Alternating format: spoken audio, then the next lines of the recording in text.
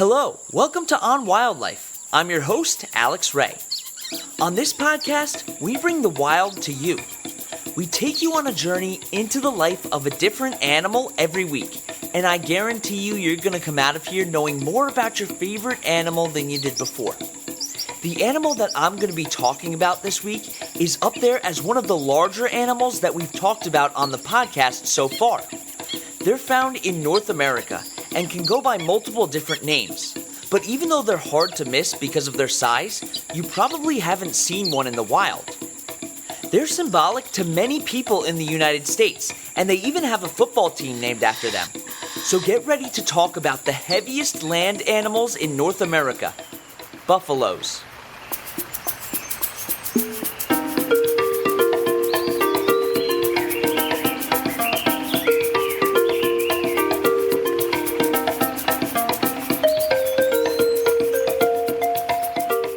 Buffaloes are animals that probably best represent the American West.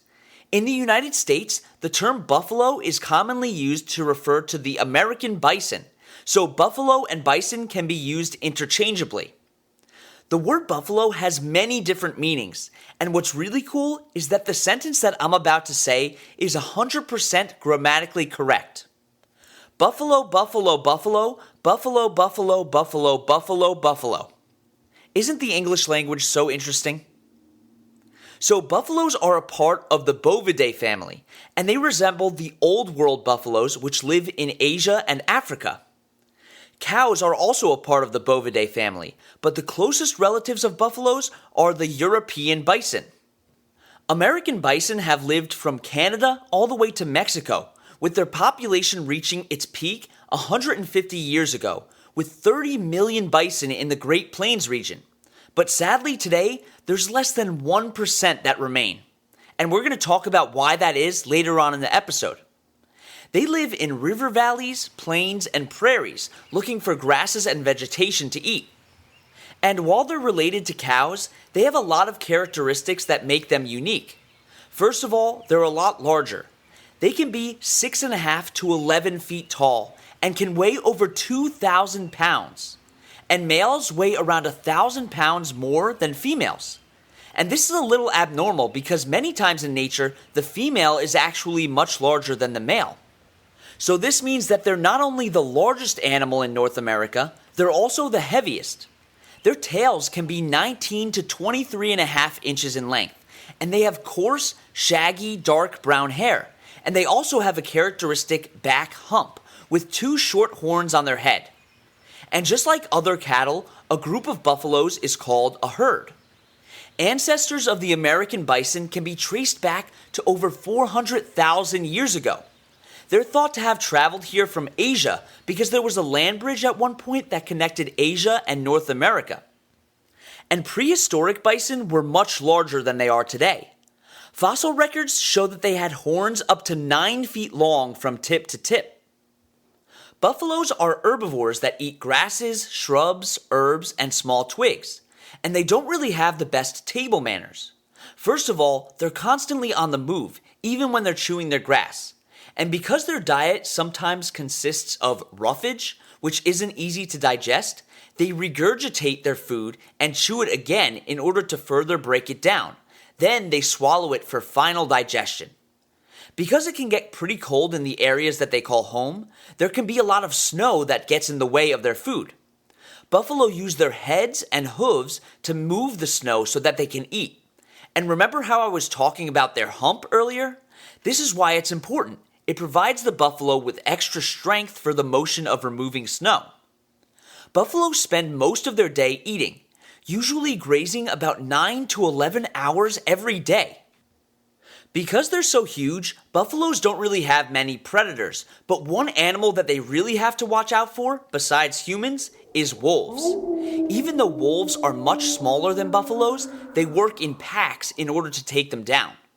Buffaloes might seem easy to catch, but they're faster than they look. They can reach speeds of up to 40 miles per hour. Okay, we're going to take our first break, and when we get back, we'll talk about how buffaloes act in groups.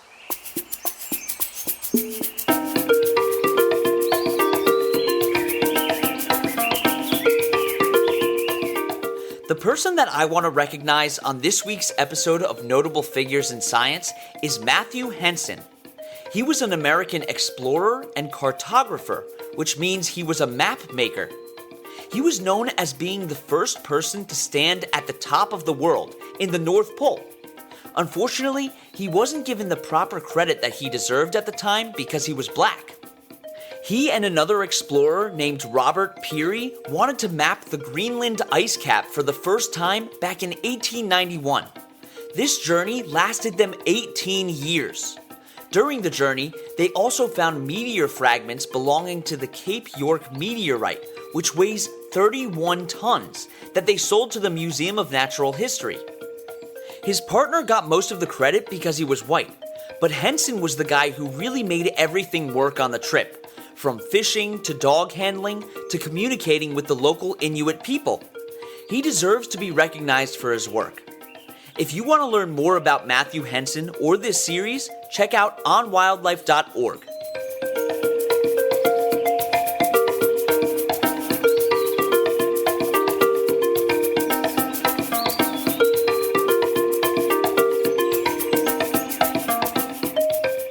Okay, welcome back.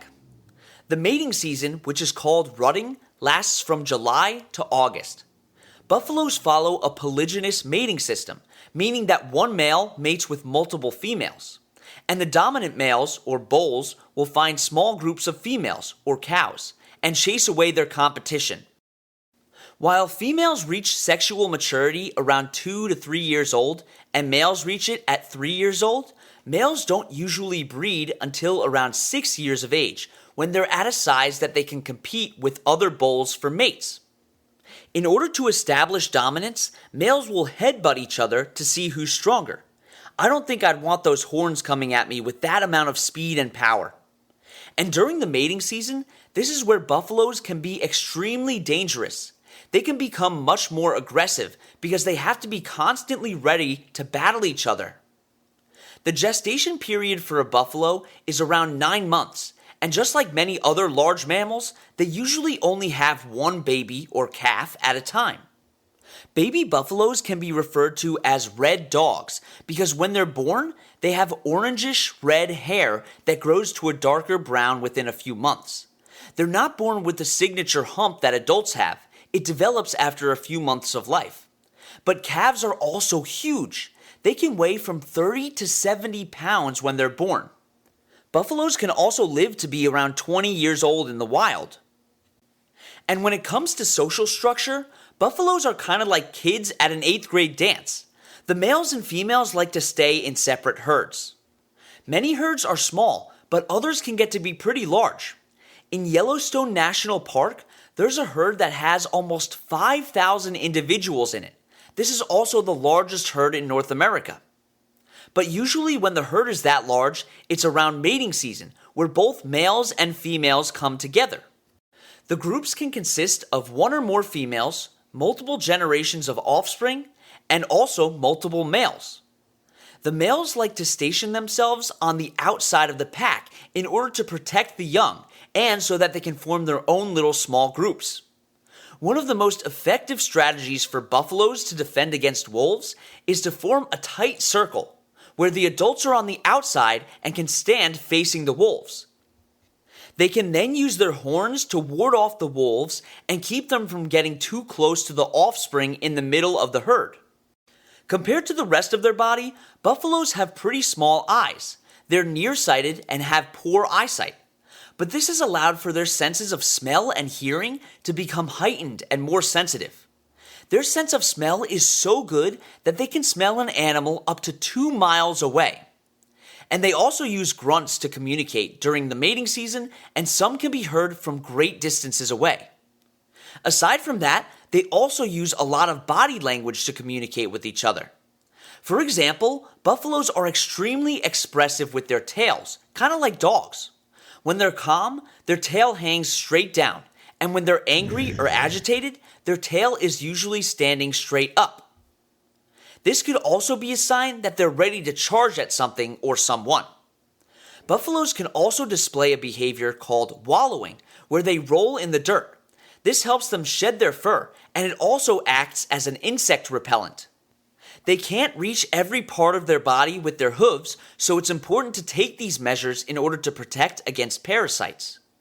Males will also wallow in peak mating season to leave their scent and put on a display of strength. And even though they look like big teddy bears, buffaloes are extremely unpredictable and can become aggressive without any warning. So if you see one in the wild, it's best to keep your distance. It's even hard to keep them fenced in, as they can jump as high as 6 feet. So because they've been in North America for a long time, they also have a long history with humans. Let's talk about that right after the break.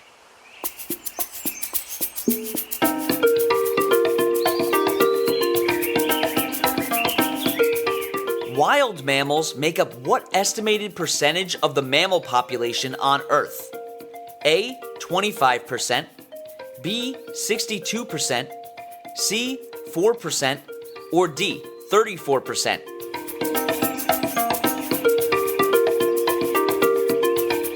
The answer is C. Wild animals make up only 4% of the mammal population currently on Earth. The amount of wild mammals has decreased over 80% since human civilization due to habitat loss and overhunting.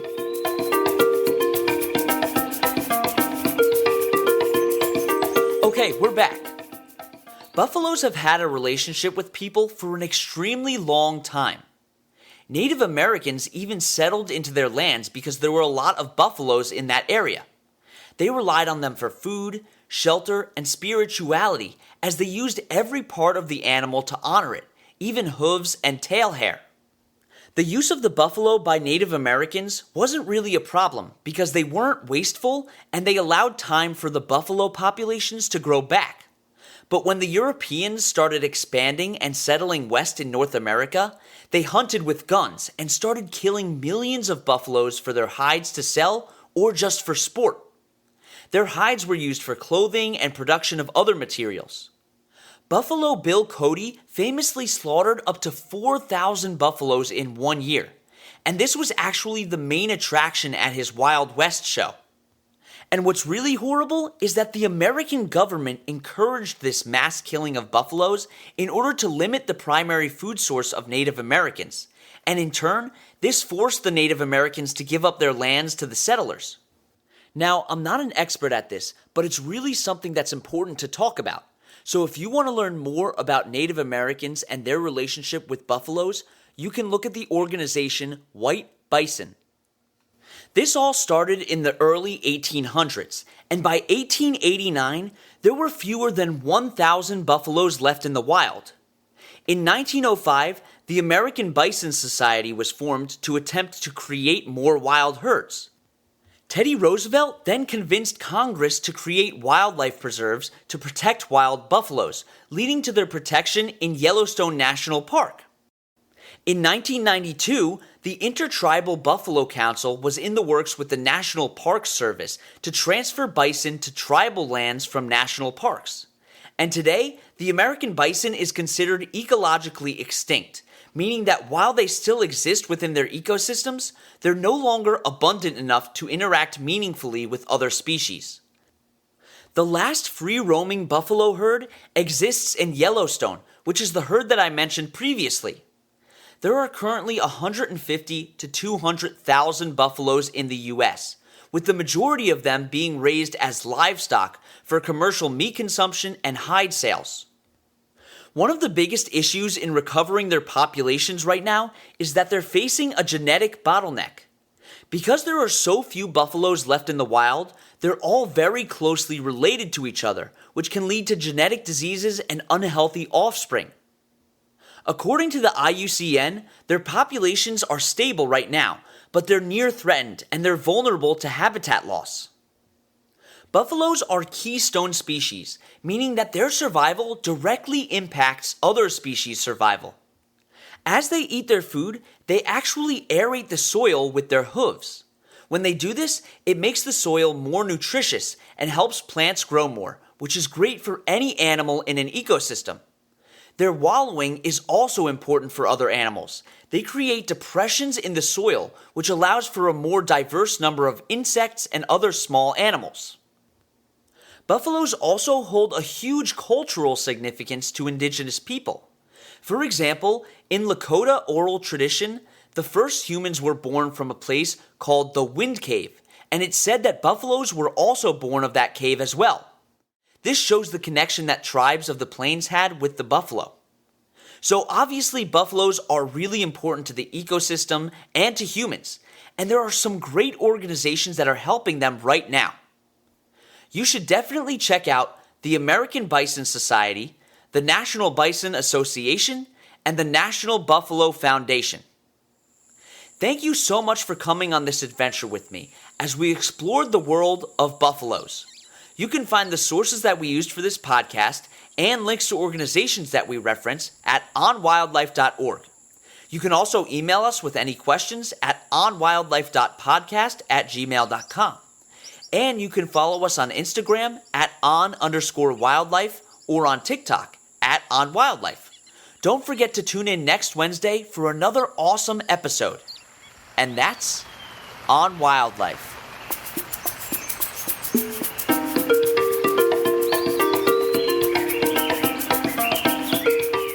You've been listening to On Wildlife with Alex Ray. On Wildlife provides general educational information on various topics as a public service, which should not be construed as professional, financial, real estate, tax, or legal advice. These are our personal opinions only. Please refer to our full disclaimer policy on our website for full details.